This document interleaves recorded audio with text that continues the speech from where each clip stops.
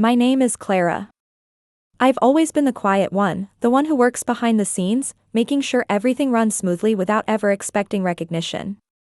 For years, I had kept my head down, content with being just an administrative assistant, as others would call me.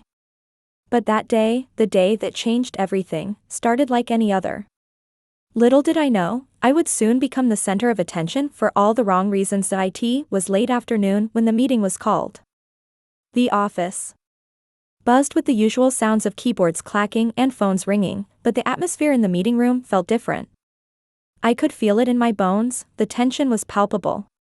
My boss, Mr. Adams, walked in first, his presence commanding the room. He was the type of person who always carried an air of superiority with him, as though everyone around him was beneath him. And in his world, perhaps they were. The meeting began like any other, with a dry discussion of sales reports and upcoming deadlines. As usual, I sat in the back, taking notes and contributing only when asked. I was comfortable in my role as steady, reliable, invisible. But that afternoon, something was off. Mr. Adams was unusually tense, his words cutting sharper than usual, and he kept glancing in my direction, almost as though he were waiting for something. Then, it happened. Without warning, he turned to me, and the room fell silent. Every head in the room shifted toward me, and for the first time in a long time, I felt exposed. Mr. Adams looked at me with that same condescending smile that had always made my skin crawl, and he spoke with an unsettling calmness. I'd like to remind everyone here, he began, his voice laced with disdain, that Clara here is just an administrative assistant. Nothing more. Don't let her role fool you. She's not in charge of anything important. The words stung, each syllable a knife in my chest. I could feel my cheeks flush, my heart racing in my chest. I wanted to disappear. I wanted to sink into the floor and vanish from sight. But no matter how badly I wanted to escape, I had to endure. I had to sit there while everyone's eyes pierced through me. It was as if my entire existence in that company had been reduced to a simple label, just an administrative assistant. Nothing more.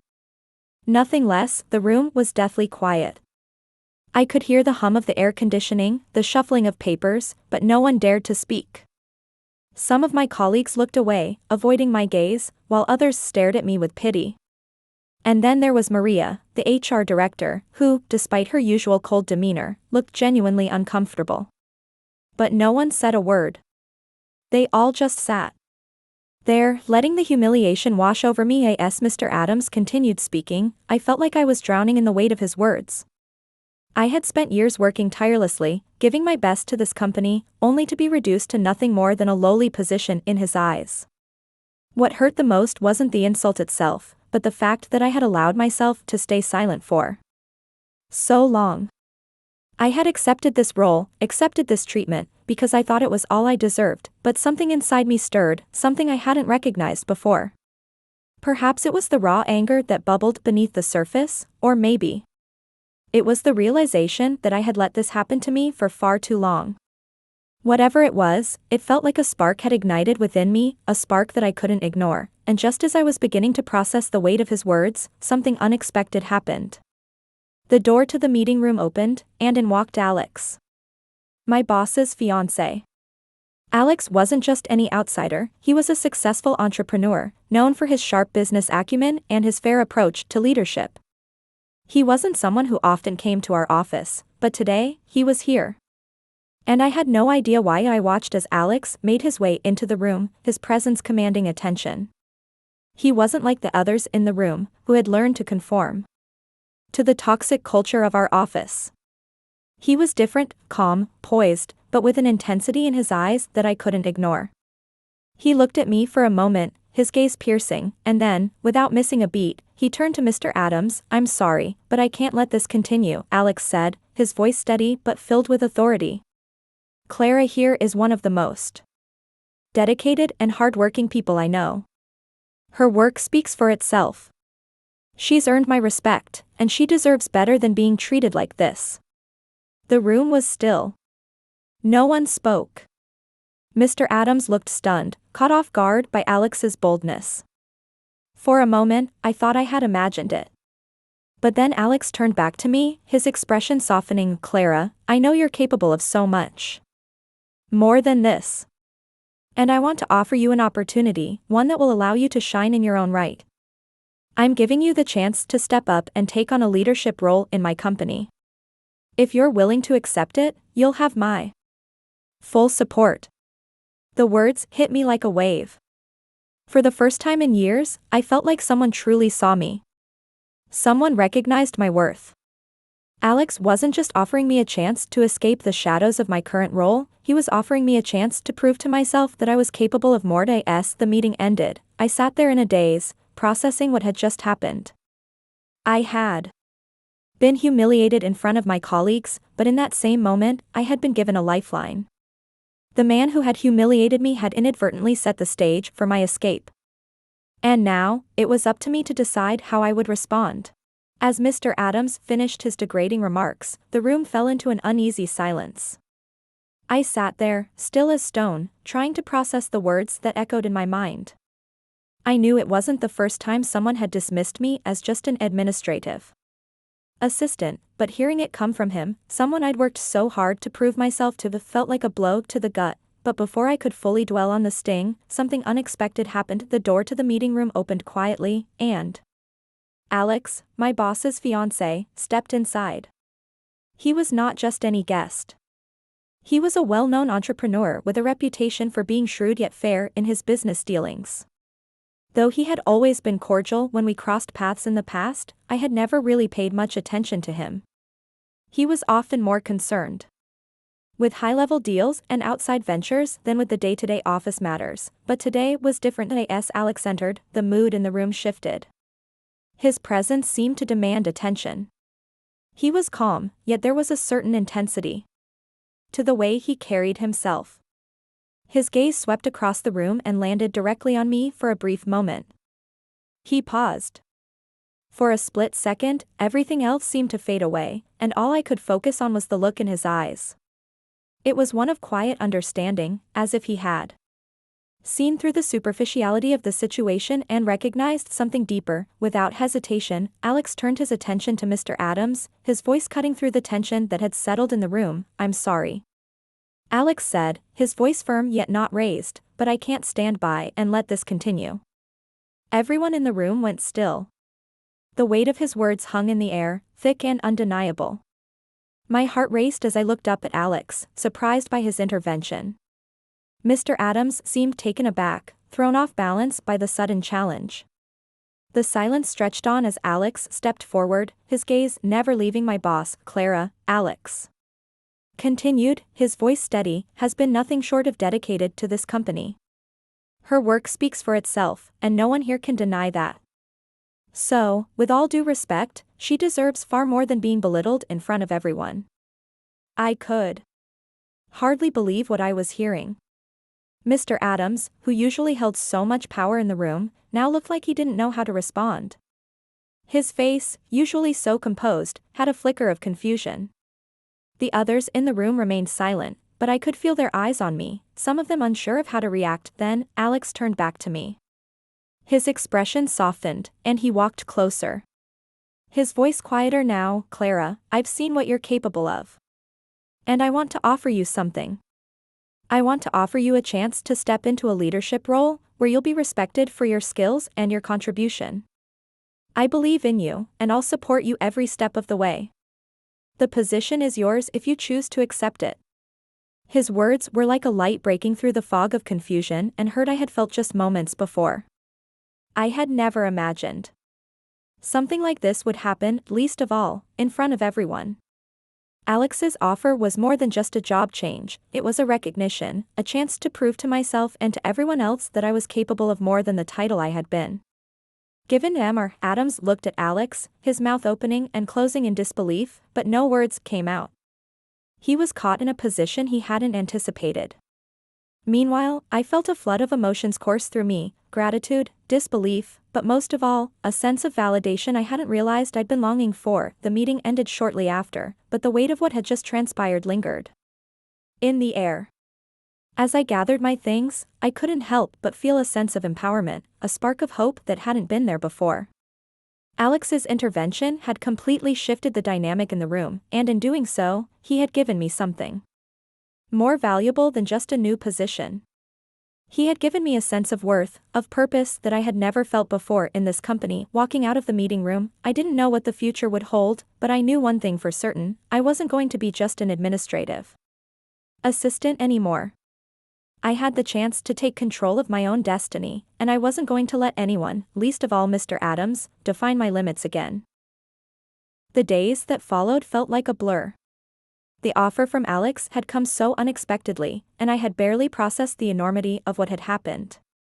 In a single moment, my entire reality had shifted. The self-doubt I had carried with me for years began to unravel, replaced by a sense of purpose I'd never felt before. It wasn't just about the promotion, it was the fact that someone had finally seen my potential and was willing to back it up with real opportunities. I spent the next few days wrestling with my thoughts, weighing my options. Alex had given me the freedom to choose my own path, but that freedom came with immense responsibility. The position he had offered was not just a step up, it was a leap into uncharted territory. I wasn't sure if I was ready for such a significant change. But deep down, I knew I had to take it. I had been stuck for too long in a place where I was constantly overlooked and undervalued. This was my chance to prove to myself that I was capable of more. The morning I officially accepted the position, I walked into the office with a new sense of resolve.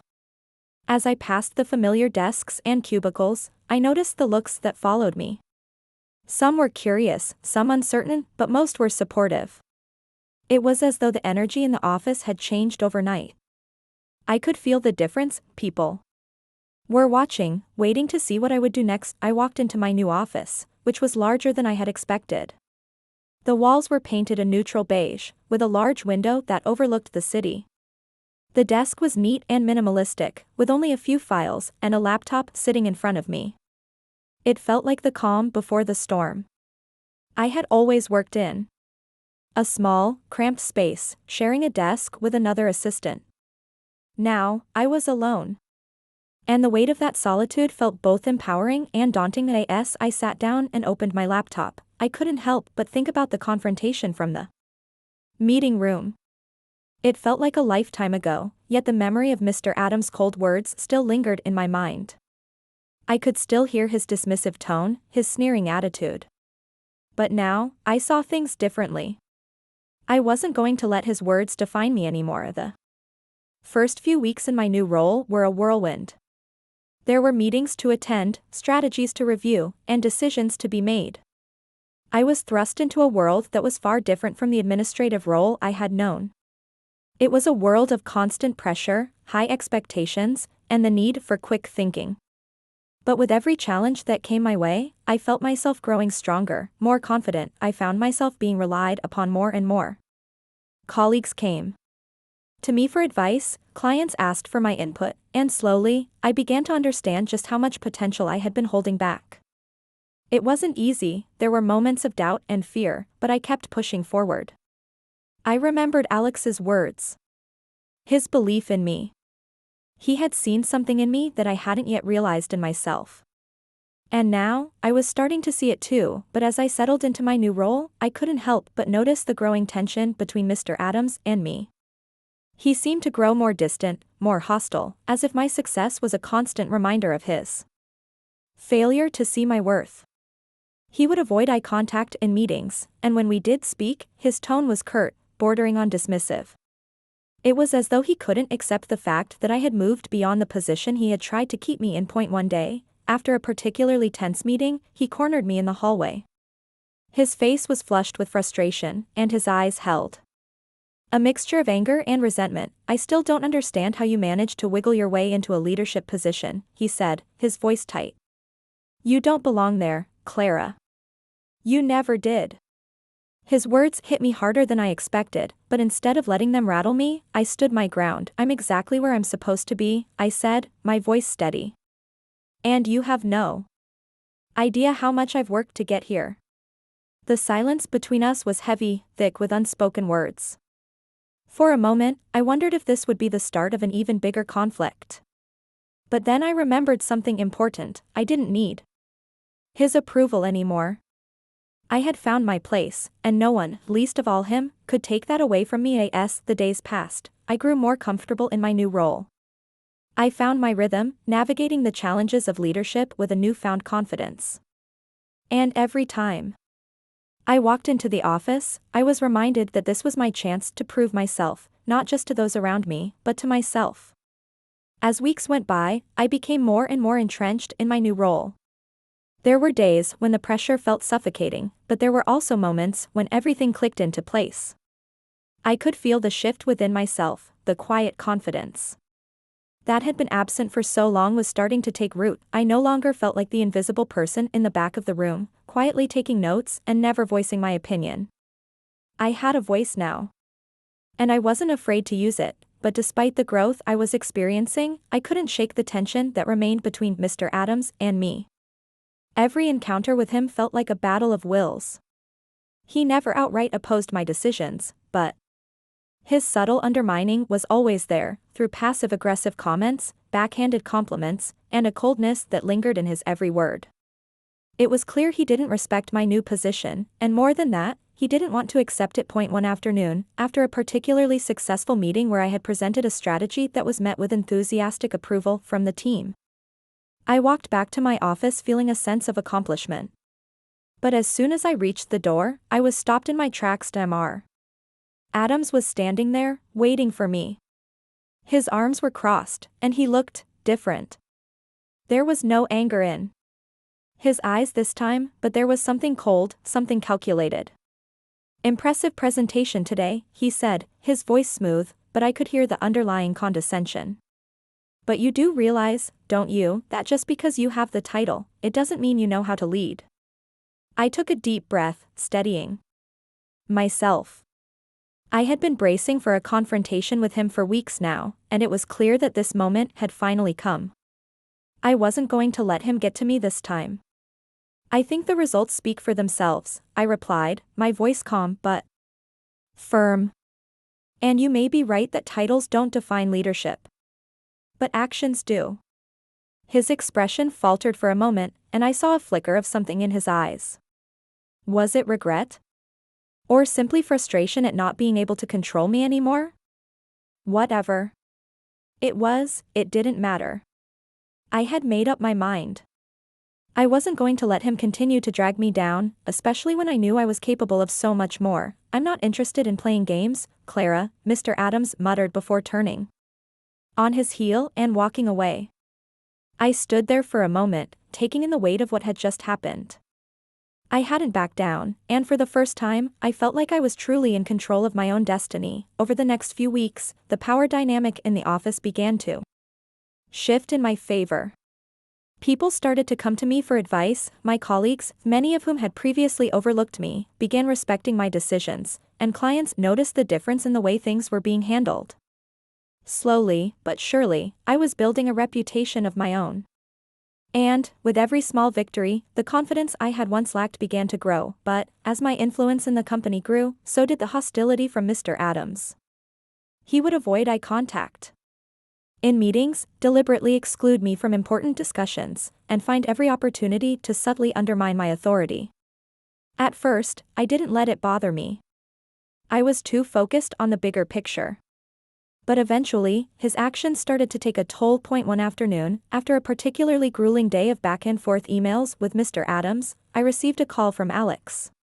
His voice on the other end of the line was warm, comforting, like a lifeline. In the middle of the storm. "How's everything going, Clara?" he asked. I could hear the genuine concern in his voice. Despite everything, I still hadn't fully processed just how much he had done for me. Alex had given me a chance when no one else had, and now, he was always there to support me when I needed it most. "It's going, well, I guess," I said, sighing as I leaned back in my chair. "I mean, I'm getting the job done. But it's hard to ignore the tension with Mr. Adams. Every day feels like a battle. I'm starting to wonder if he'll ever accept my place here." Alex was quiet for a moment, and when he spoke again, his words were slow and deliberate. Clara, he said, the thing about people like Mr. Adams is that they can't stand seeing someone else succeed when they feel like they've been the one in control for so long. But you've already proven more than enough. You're more than capable. You just need to remember that. I let out a breath, feeling the weight of his words settle over me. Alex was right. Mr. Adams's constant undermining wasn't about me at all, it was about his own insecurities. And I wasn't going to let them define me anymore. I had a job to do. I had a team to lead. I won't back down, I said, determination filling my voice. I'll keep doing what I'm here to do, no matter what. That's exactly what I wanted to hear, Alex replied. You've got this, Clara. Don't forget that. The weeks turned into months, and with each passing day, the gap between where I was and where I had once been seemed to widen. My new position brought challenges I had never anticipated, but with every decision, I felt more like the leader I had always hoped to be. There were moments of doubt, of course. Leadership was not easy, and there were times when I questioned if I was doing enough. But as I continued to meet expectations, my confidence began to solidify. I was no longer just the assistant, or the quiet one. I had a voice, and I intended to use it, but Mr. Adams's passive-aggressive behavior only grew. It became more subtle, more strategic. He would openly compliment my work in meetings, but there was always an underlying edge to his words, a hint of mockery that only I could hear.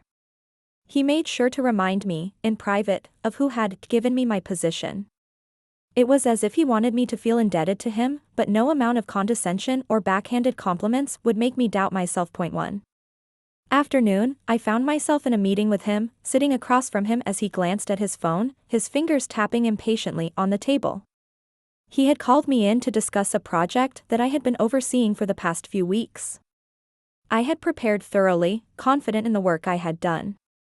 I wasn't sure what he was expecting from me, but I knew it wouldn't be an easy conversation, so. Clara, Mr. Adams began, barely glancing at me as he continued scrolling on his phone, this project is fine. I guess. But I'm wondering, do you think this is really enough to take us to the next level? I fought the urge to roll my eyes. His tone was dismissive, as if he was talking to someone who didn't know the basics of business. But I wasn't going to let it bother me anymore. I had spent enough time letting his words affect me. I believe the results speak for themselves, I replied, keeping my voice steady, and I think we're on the right track. The numbers back it up. He finally put his phone down and looked at me, his face unreadable. Let's not get ahead of ourselves. You're not running the show here, he said, his voice almost too casual, as if he didn't even care enough to engage fully. I just don't want to see you fail, that's all. His words hung in the air, thick with meaning. He was trying to undermine me again, trying to plant seeds of doubt. But this time, I wasn't going to let it happen. I'm not failing, Mr. Adams, I said firmly. In fact, I'm doing exactly what this company needs. And I've got a team that backs me up. The silence between us was heavy, and for a moment, I thought he might push back harder. But instead, he just stared at me, his expression hardening. You think you're untouchable now, don't you? He said, his voice low but I didn't flinch. I think I've earned my place here. He didn't respond right away, but I could see the shift in his demeanor. He wasn't used to people standing up to him, especially not someone he had so easily dismissed. It was clear that my growth, my success, was becoming a threat to him. And the more I proved myself, the more uncomfortable he became with it. The next few days passed in a blur of meetings, presentations, and growing tension. Mr. Adams continued his passive-aggressive behavior, but I was no longer fazed by it. I had learned to navigate his tactics, to deflect his attempts to undermine me. I was in control of my own future now. And no one, no matter how much they tried to put me down, could take that away from me. Then, something happened that I hadn't expected. One evening, as I was leaving the office later than usual, I ran into Alex in the hallway. He was on his way out too, his coat slung over his shoulder. His face lit up when he saw me, a warm smile breaking through the exhaustion that seemed to weigh on both of us. "How's everything going?" he asked, his voice light, as if the weight of the day hadn't settled on his shoulders. "It's going," I replied with a small smile. "A bit of a rough patch, but I'm managing." "Mr. Adams is still, well, being Mr. Adams." Alex chuckled, but I could see the concern in his eyes. "You've got this, Clara. You've been handling everything so well. I'm proud of how far you've come." The warmth in his words was a welcome reprieve from the tension I had been carrying all week. I had always been grateful for his support, but in that moment, I felt something more, an unwavering belief in myself that had been reinforced by everything I had done up until now. "I'm getting there," I said, more to myself than to him. "But I know there's more to come. I'm not done yet." "I know you're not," he said, his voice full of conviction. "And no matter what happens, I'll be here to support you. You've already proven that you're more than capable." His words were like fuel to a fire that was already burning within me. I was stronger than I had ever realized. I wasn't going to let anyone, not even Mr. Adams, dictate my future. The challenges were far from over, but I was ready for them.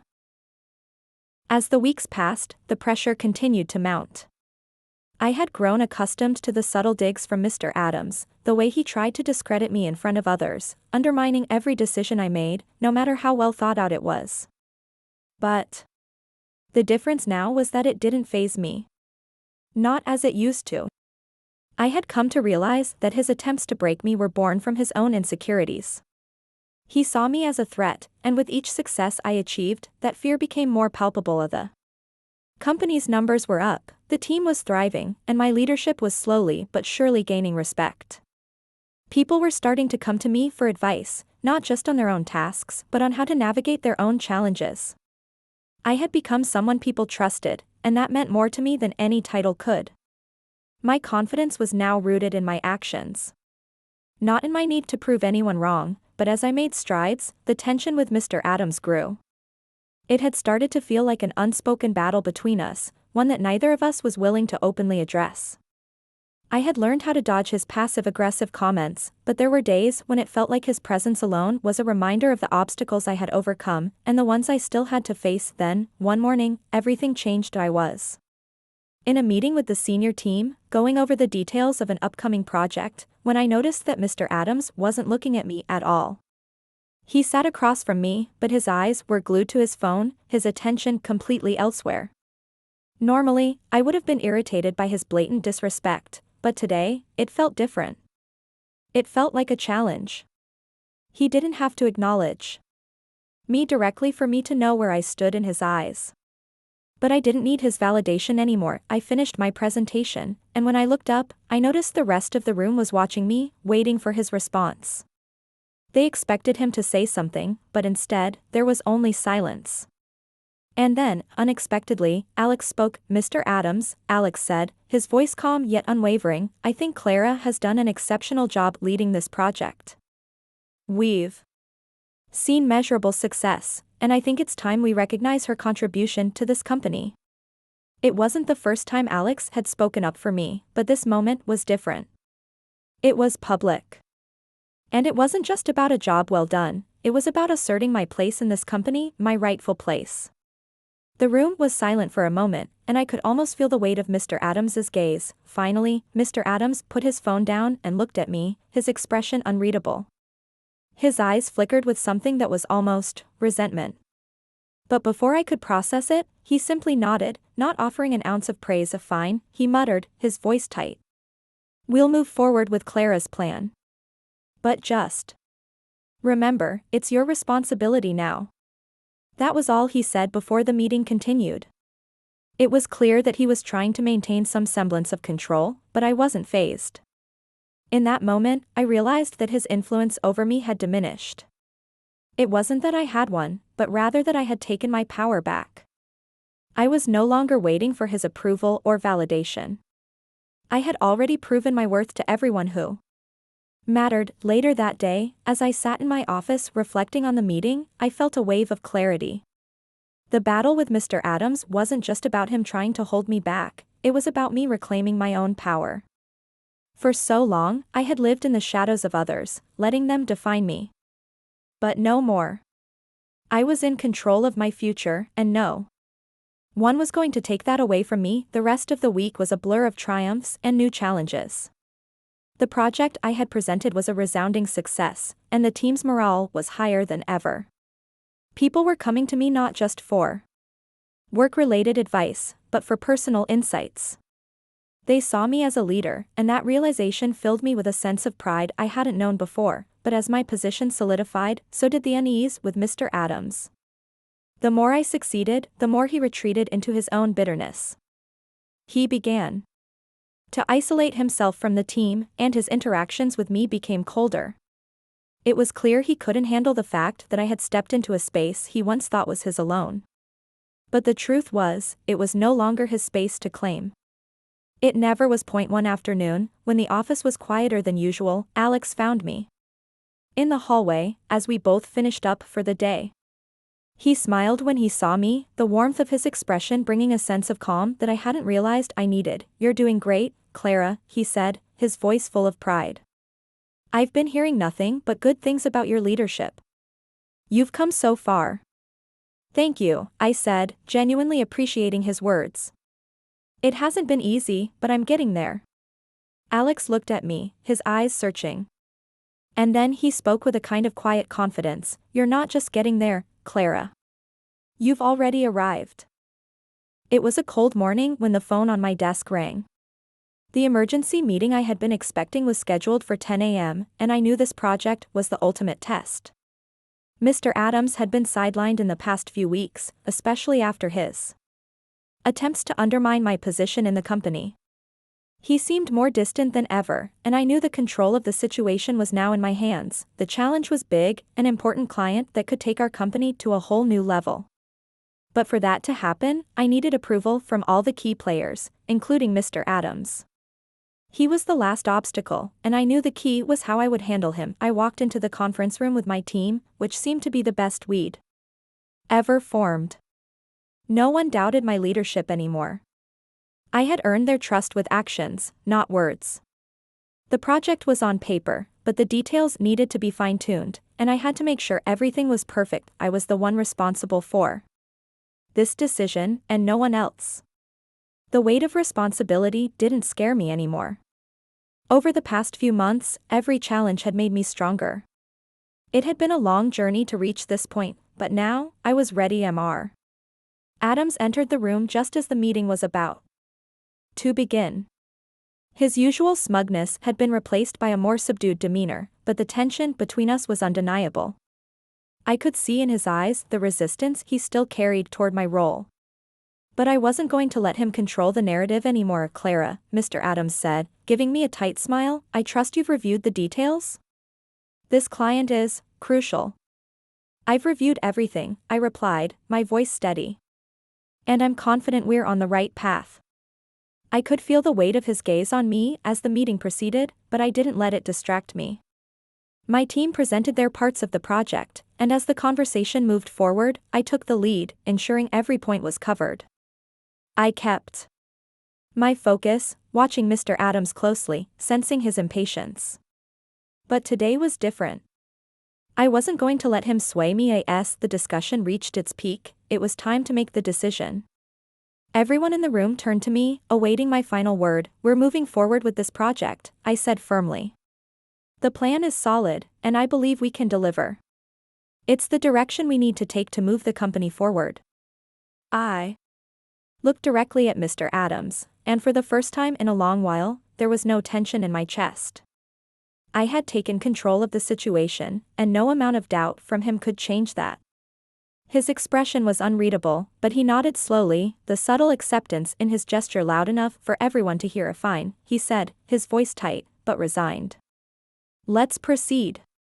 The weight that had been hanging over me for so long, his resistance, his attempts to control, seemed to lift in that moment. I had won, not because of a confrontation or a power struggle, but because I had earned my place. This was my moment of triumph. As the meeting concluded, my team exchanged glances of approval. I could see the respect in their eyes, and I knew that this project wasn't just a victory for the company, it was a victory for me. I had proven that I belonged at the table, and my leadership was not only accepted but needed. When the meeting ended, I walked out of the room, a quiet sense of satisfaction settling over me. I wasn't looking for praise from Mr. Adams, or anyone else. I had already received the most important recognition, from myself, and in that moment, I realized that this was just the beginning. I had faced the hardest challenges, but my journey was far from over. The future was mine to shape, and I would no longer let anyone, not even Mr. Adams, hold me back.